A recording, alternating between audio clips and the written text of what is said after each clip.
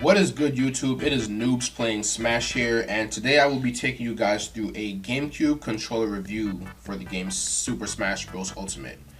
I've been through a bunch of controllers in the past couple of years, and I decided that I'd make a review list on it to show and help out those who are also looking for a quality controller to use when playing Super Smash Bros. Ultimate. So let's get right into it. The first controller we're going to be looking at is the wireless Pikachu GameCube controller, the first one that I purchased, and I'll be going over as to why I think you should not purchase this controller. So I'm in a group chat with other Super Smash Bros. Ultimate players, and this is a recording that I took back of when I still had the controller. I did return it to get my money back, but let's have a look at the video of the controller and how it was used and how it was performing back when I was using it. Bro, this shit is atrocious. Look at this shit, right? So this is connected to the Switch. Watch.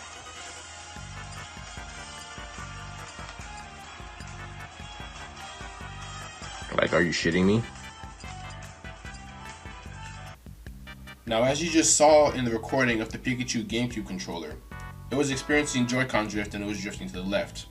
As a Smash Ultimate player, this is a complete no-go because you don't want something like Joy-Con drift messing up your gameplay. Smash is a very input-based game, and something like Joy-Con drift will have you raging pretty much 100% of the time. I also don't recommend wireless controllers because wireless controllers have something called input delay, and they will always be inferior to a wired controller. So I don't recommend anyone to ever buy a wireless GameCube controller if you're looking to get the best quality GameCube controller to play Smash Ultimate. Please don't buy this controller. After experiencing dissatisfaction with the wireless Pikachu GameCube controller, I moved on to wired GameCube controllers exclusively. Now, my first mistake was going and getting a GameCube controller that had a USB port instead of a GameCube port. It was this PowerA Nintendo Switch controller. This controller is not actually a GameCube controller, it's only designed to look like one. When you input it into Smash Bros and go to configure in your settings, it'll show that you're using a Nintendo Switch controller, not a GameCube controller. I don't recommend this controller either because it also developed Joy-Con drift. It got so bad to the point to where I actually got rid of the angles that were in the analog pouch, and it didn't help the problem at all. Authentic GameCube controllers, won't have this button over here. It'll only have one up here. So I don't recommend the PowerA Nintendo Switch controller. They sell them at GameStop. I would avoid those also because they develop Joy-Con drift over time. There is a little bit of input delay as compared to a regular GameCube controller, and this is just not it. Don't buy these either. Now, the next GameCube controllers we're going to take a look at are the first actual GameCube controllers that I bought. They come from a company called Saipon, and while their customer service is wonderful, their controllers are absolutely atrocious. Here I have the box of the first controllers that I ordered from them, and these eventually developed Joy-Con drift. So I wanted to give them another chance. So I asked them to send me a replacement. Guess what happened? Joy-Con drift developed on these as well. It didn't take too long for Joy-Con drift to start happening, and I didn't even bother trying to return them at this point as the return window had expired.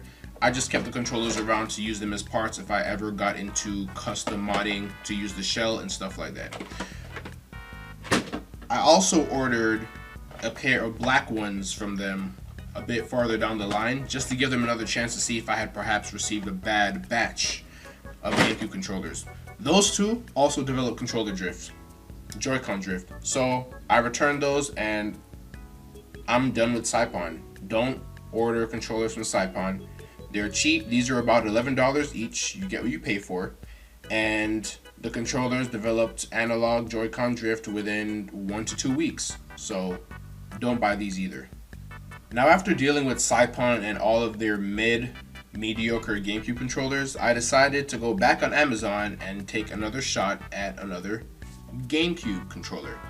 This one right here is the wired FightPad Pro, and it's not, once again, an authentic GameCube controller. It's a Nintendo Switch controller designed to look like a GameCube controller.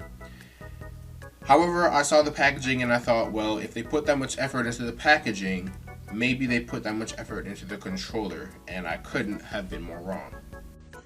Yo, when I open this box, if I open this container and come across any stick, analog, or Joy-Con drift, and y'all spent this money on this big ass packaging, but got problems with the controller, nigga, I'm about to be so done.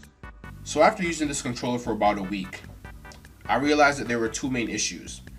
The first one, which was more noticeable, was the controller came with a removable C-stick, a feature that I'm pretty sure nobody asked for. When I would play games with this controller, occasionally the button would come out of the replaceable slot. It has this and it has a C-stick. The C-stick button came out, so I decided to give this a try, and this one also came out. The second problem was that when I would input commands, as in holding the directional button and the A button to do a smash attack, sometimes the game wouldn't even pick up the command at all, and I would just be on the screen jumping instead of doing what I'm actually trying to do. As you can see in this picture right here, I had captioned it and sent it to the group chat to let them know how I felt about this controller. Don't buy this controller either. It's definitely not worth your money or your time. Now, after my experience with this wired Fight Pad Pro, I decided that I was completely done with any GameCube controller that wasn't actually a GameCube controller. The next controllers that I dealt with were the official Nintendo GameCube controllers that were sold by Nintendo. The first one that I bought was the American version of the Nintendo Black GameCube controller, and after I sent that one back in, I decided to buy the Japan import of that Black GameCube controller. The issues that both of these controllers gave me were among the lines of input delay and miss inputs. So if I was doing an attack, for example, my attack would stop out of nowhere even though I'm still mashing the A button. That's a no-go. Another input issue that I had was the analog stick. The analog stick was very responsive, but sometimes it wouldn't go in the direction that I would intend for my character to go. So I instantly returned both of these controllers, and I was at my wit's end. At this point in time, I was completely willing to pay top dollar for any GameCube controller that didn't come with issues. And that's when I found Controller Chaos. Just copped the Controller Chaos $200 controller because I was tired of going to and fro on sites online trying to get a single controller that didn't come with drift. So yeah, let's look what Controller Chaos has to offer.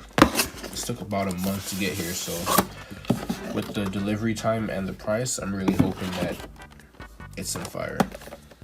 Some dope packaging.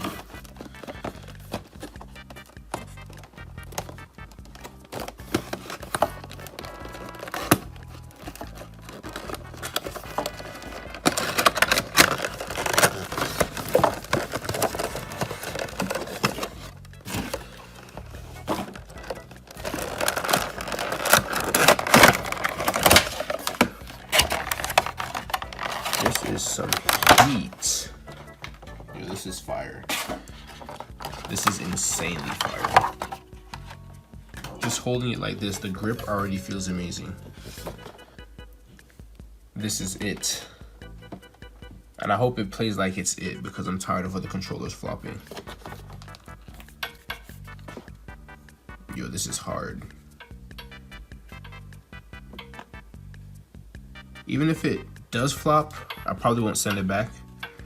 I'll just take off the cover and put it on another system. Take off the shell and replace it. Yeah, this is hard. It was worth the high price tag. And I'm about to go test it out. I came across Controller Chaos when I went on Twitter and I found MKLeo's page and I asked him where does he get his GameCube controllers from. I figured that a top player must have a top-notch quality controller, so I figured I would ask him. He didn't respond, so I simply typed in GameCube controller into the Twitter search bar. That's when I came across Controller Chaos and I saw that they were followed by MKLeo. I put two and two together and figured that's where he must have gotten his controller from, so I instantly went to their website to see what their inventory looked like. Their controllers for the GameCube system are $200 minimum. I figured that such a high price tag must come with such high quality hardware. So I instantly put in an order for this customized Lucario GameCube controller. It took about a month to get here, and when it finally did, the first thing I did was boot it up and play some games. I didn't notice any issues at first until I was streaming the other night and I was holding the guard button. And after I released the guard button, I was still guarding in game. After that event, numerous other incidents happened to where I would put in commands and sometimes they wouldn't be picked up by the controller. So I figured that the expensive price tag must have come from simply the customization of the controller and not the actual hardware itself. Here's a clip that I took the other night when I was trying to figure out if there was any misinput problems that this controller had. Alright, so for this test we're going to be pressing A and Y. It's supposed to make a smash attack every single time.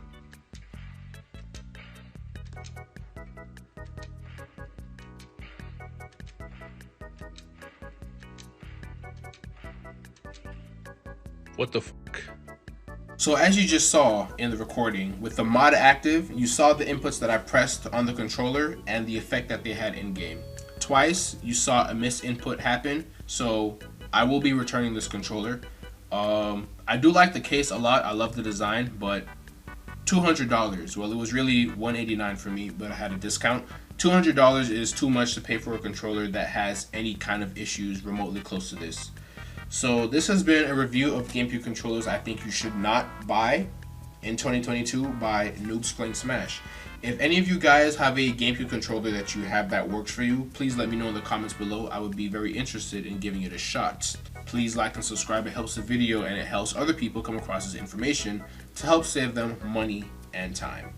I'll catch you guys in the next one.